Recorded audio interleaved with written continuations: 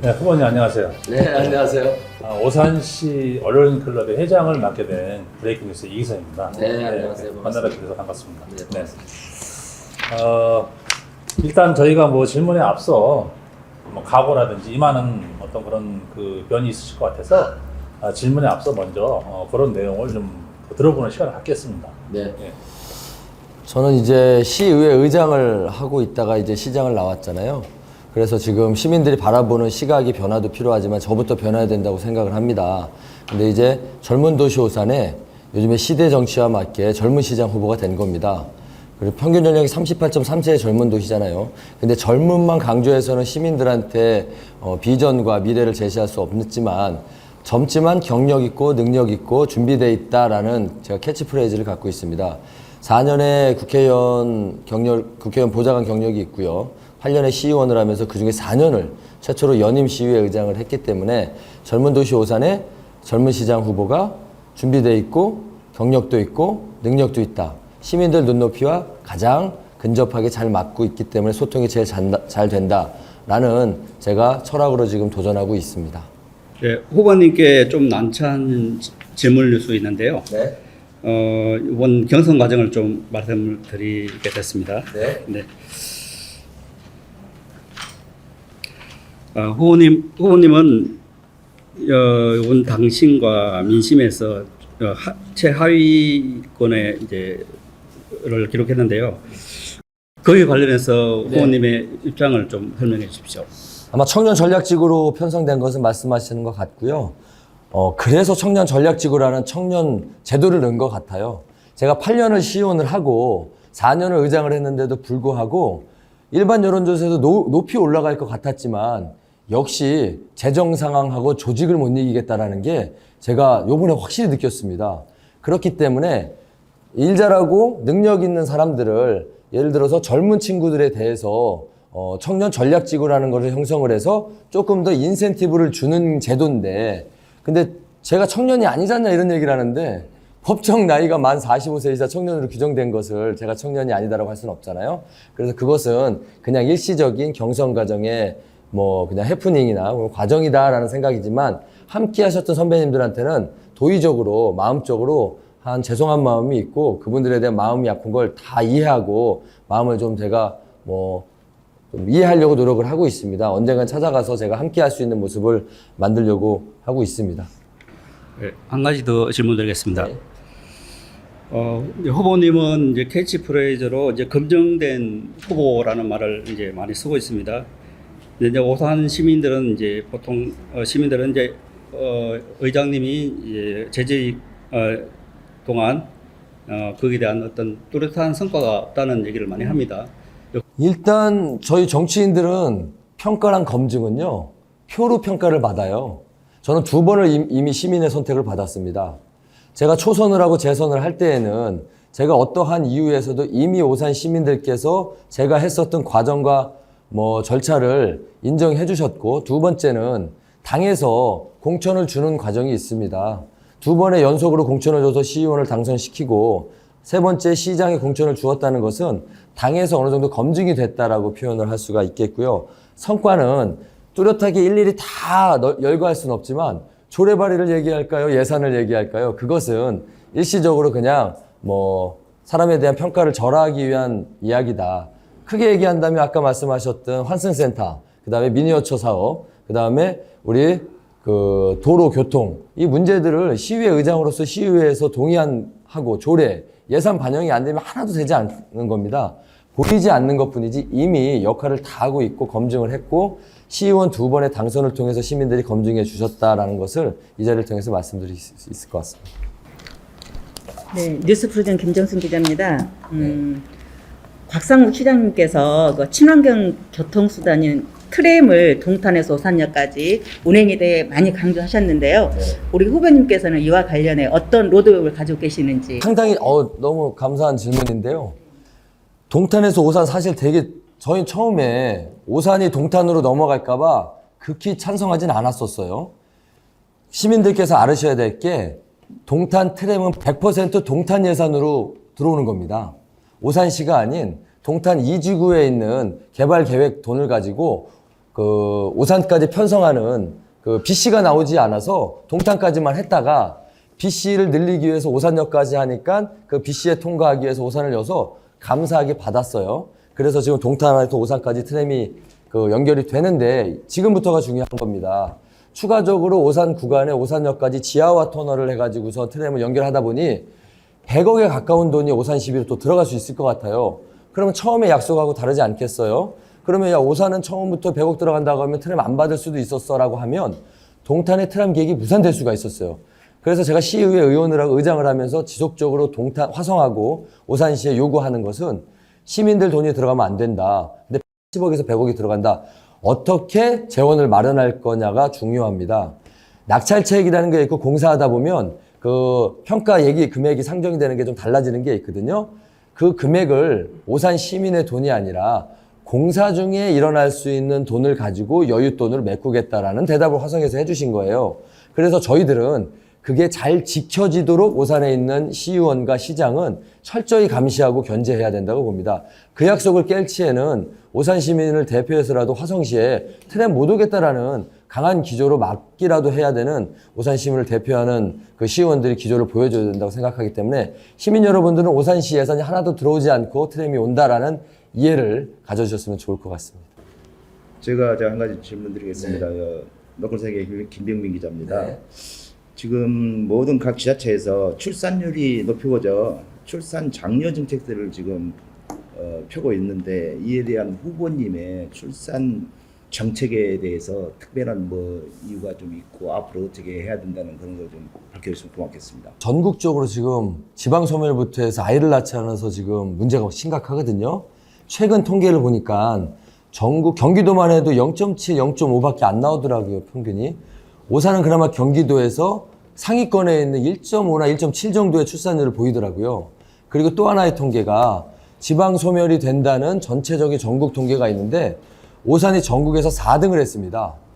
소멸되지 않는 지역이 수도권에서는 그 경기도, 서울 포함해서 오산이 1등을 했어요. 전국 4번째로 젊은 도시인 반면에 소멸되지 않는 지역이다. 그래서 그렇다 보니까 출산 정책이 중요해 버린 겁니다. 그래서 저는 엄마들이 아이를 키워가지고 낳는 것도 중요하고 기르는 것도 중요하잖아요. 그래서 그 공공 무료 산후조리원을 운영하려고 합니다.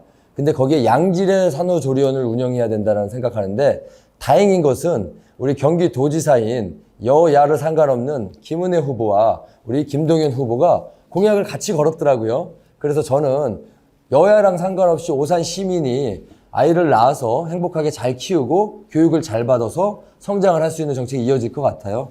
그래서 그 출산 정책을 제가 그렇게 하려고 하고 프로그램도 중요합니다. 그 임산부에 대한 경력 단절에 대한 시민들이 임신했었을 당시에도 조그마한 일거리를 주어진다고 하면 안정화돼서 시민들이 더욱더 출산에 대한 부담감을 느끼지 않고 아이를 출산을 잘 할 수 있게 할 수 있을 것 같고요. 외부에서도 그런 정책이 강화된다면 오산에서는 이런 정책이 강화되니까 오산가에서 아이를 낳고 길러야 되겠다라고 해서 보육도시의 강점이 될 수 있다라는 생각을 가지고 있습니다. 예, 국제뉴스 김용일입니다. 네, 안녕하세요. 오산 도심 내 그 극심한 주차난으로 큰 불편을 겪고 있습니다. 사실 네.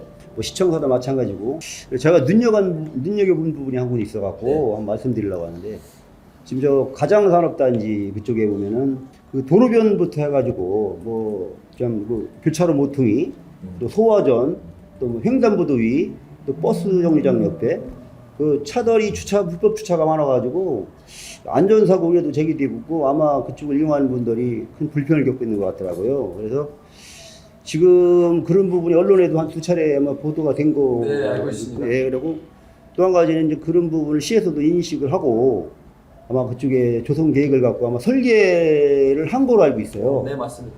그 대중교통과에 제가 아마 그 전에 확인해 봤더니 설계는 있는데 그 예산이 부족해가지고 네, 맞아요. 재정이 어렵다 보니까 네.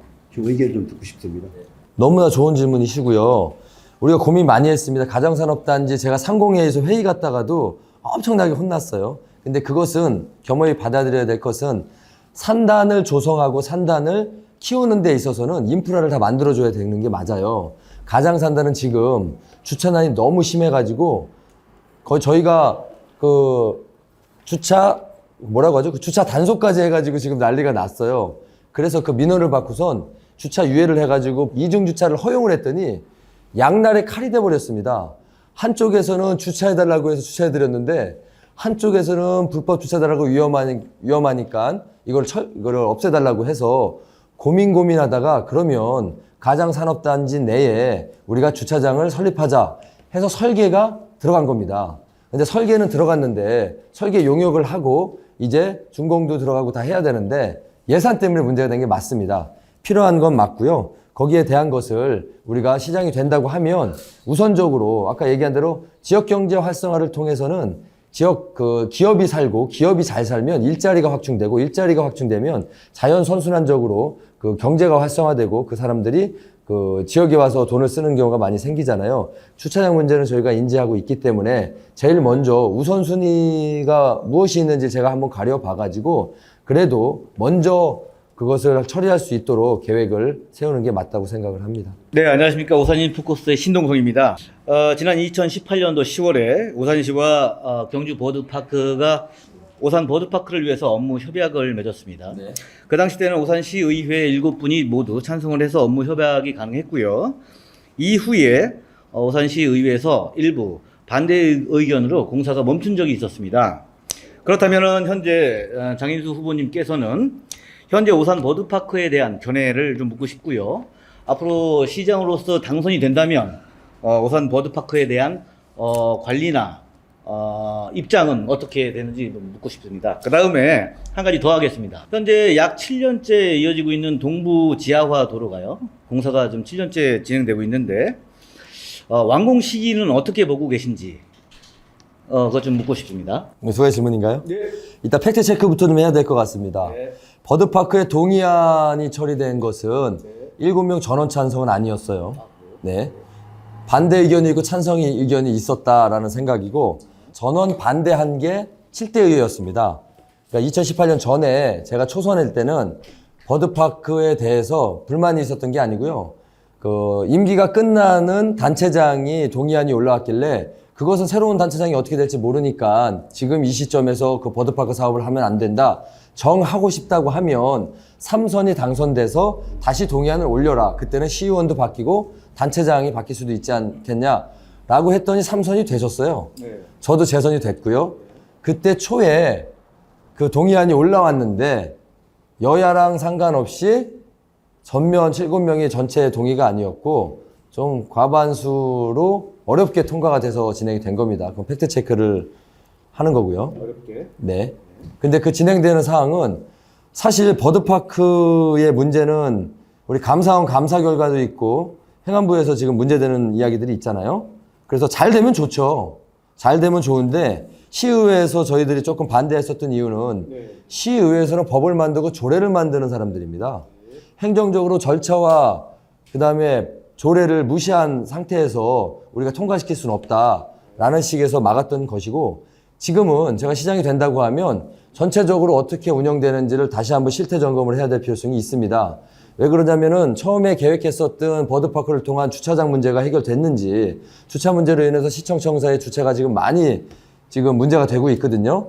그런 문제를 지금 저희들이 살펴보지 못하고 있어서 만약에 긴급하게 그런 문제를 해결을 해서 잘 대응되고 있는지 앞으로 비전이 어떻게 되고 있는지 그리고 많은 말들이 있는 것도 알고 계시잖아요. 운영상에. 그런 것을 재점검을 해야 된다고 생각을 하고 있습니다. 네. 그리고 두 번째 질문에 대한 답은 동부대로 지하 공사는 애초 출발부터 잘못된 것이었습니다. 이게 최초 계획이 우리 광역교통 개선 대책에 의해서 나온 도로인데 동탄 이신도시에 대한 도로 개통에 대한 현황을 그 동부대로 연속화 사업에 돈을 준 겁니다.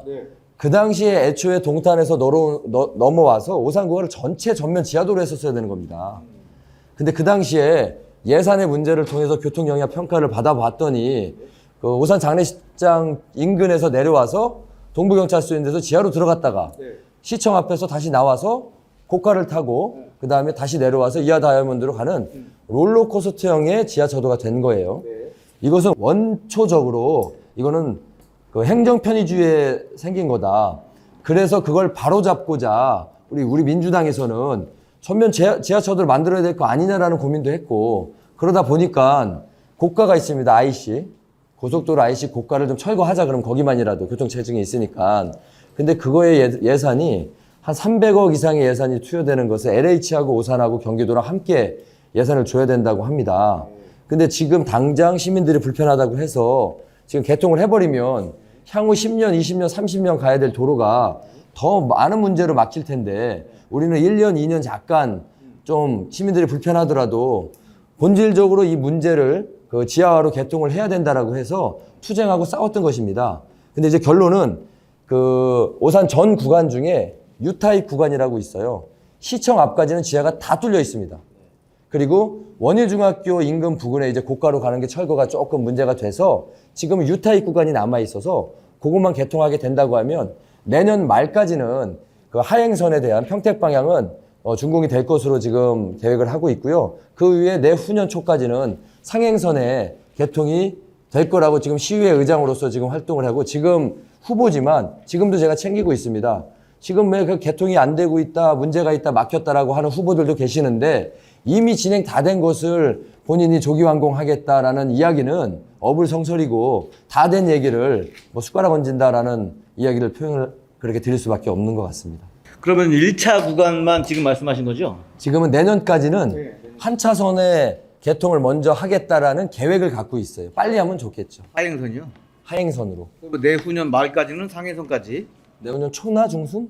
근데 그거는 기간을 정확히 얘기 못 드리는 건 공사하다 보면 6개월 늘어날 수 있고 짧아질 수도 있기 때문에 우리 신동석 기자님께서 또 날짜까지 기록해서 쓰지 마시고 정확하게 큰 틀만 써주시길 부탁드리겠습니다.